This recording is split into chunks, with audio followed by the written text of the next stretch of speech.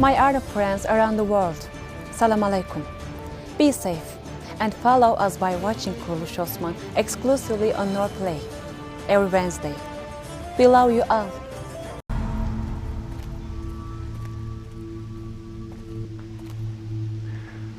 Ben başelçiyim asker. Başelçi Hazretleri, ne işiniz vardır burada? Kesin emir vardır. Askerler dışında buradan öteye kim Hazretleri?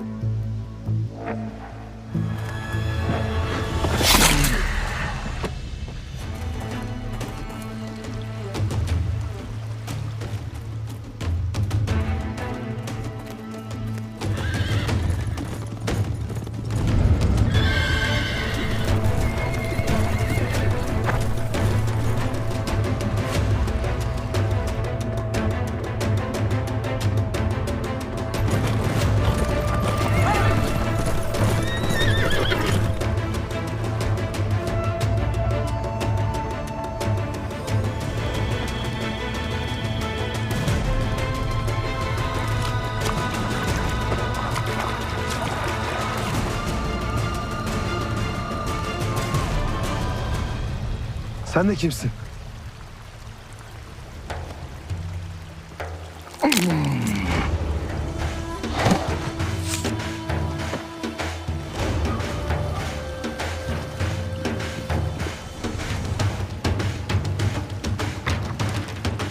Önüne geçmeden buldum seni.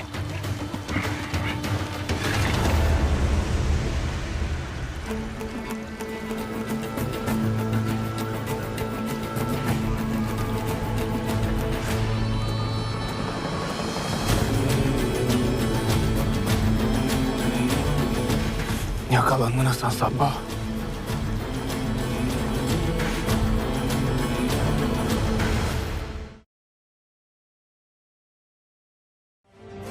My Arab friends around the world, Salam Alaikum.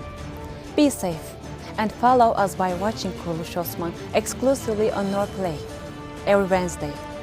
We love you all.